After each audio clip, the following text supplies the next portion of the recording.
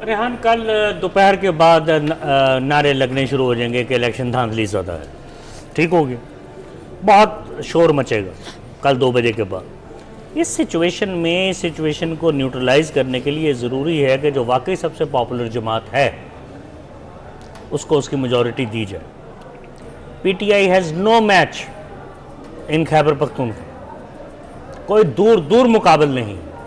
अगर वहां से भी इसको हरा दिया कोई independent PTI backed independent candidate देख रहे हैं, बात कर रहा हूं जी, उन्हीं की बात कर रहा हूं। 2 दिन के रूल में होगा भाई, 2 दिन तो क्रेडिबिलिटी रहने देना, बाद में जो होना है 13-14 तारीख को हमें पता है। अच्छा, कि उन्होंने किसी न किसी पॉलिटिकल पार्टी को ज्वाइन करना है, किसी का बाजू मरोड़ा जाएगा, कोई छांगा मांगा मंडी लगी जाए। 2 दिन तो लाइकली परवेज खटक भी हो सकते हैं। Not at all. अमीर मुकाम और परवेज खटक दोनों का नाम आ रहा है। पाकिस्तान पीपल्स पार्टी सिंध में आपको लगता है कि क्लियर मेजॉरिटी के साथ आएगी, और फिर अगर आती है तो इस बार फिर मुराद अली शाह साहब चीफ मिनिस्टर सिंध होंगे? इम्कानात इसी के हैं। पीपल्स पार्टी वहाँ से बिल्कुल पहले से ज़्यादा वोट ले रही है, क्योंकि कराची में उनकी पोजीशन ज़्यादा बेहतर हुई है पहले से। और जो देही इलाकों में जो चंद लोग पीपल्स पार्टी से बाहर थे वो भी पीपल्स पार्टी में शामिल हो गए, जिस तरह घोटकी के अलीगौर महर और शिकारपुर के गौसबख्श महर वो पीपल्स पार्टी में शामिल हो गए। कहीं पीपल्स पार्टी का कोई मुकाबला नहीं है।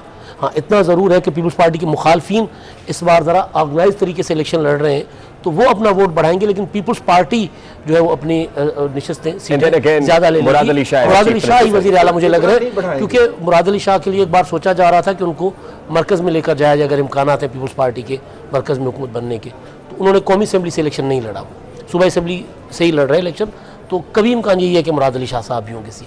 अगेन मुराद अली शाह कैरी करेंगे? मैं इनसे एक सवाल पूछ रही जी, इतने बड़े ख़ानदान हैं वहाँ पर सिंध में, और पहले उनकी हुकूमतें रही हैं, वो हुक्मरान रहे हैं, सुमरोज़ हैं, तालपुर्स हैं, और क्या मामला हुआ कि भुट्टोज़ के आगे वहाँ पर सिंध में कुछ है ही नहीं, कोई दूसरी सियासत नहीं होती है?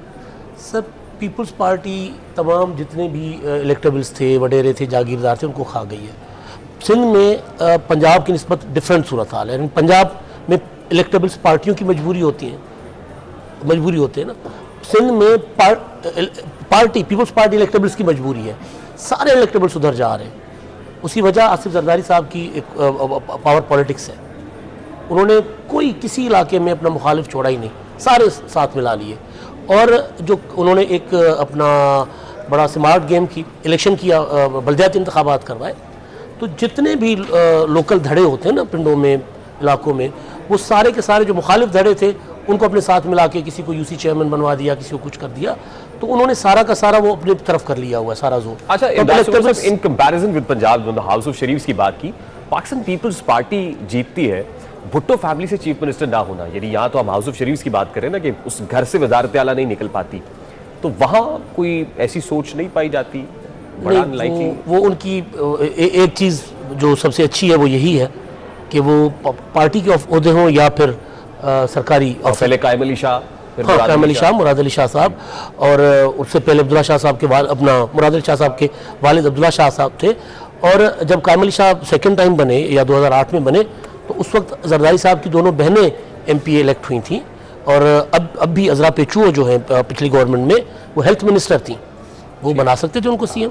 लेकिन उसकी वजह यह है कि पीपल्स पार्टी के अंदर कम से कम डिस्कशन होती है, चीज़ें जवाब तलबी होती है, जिस हद तक भी हो वो होती है। और यहाँ तो ज़ाहिर CEC में जाते हैं, CEC में जाते हैं, और प्रॉपर डिसीजन, कम से कम मोटे डिसीजन होती है।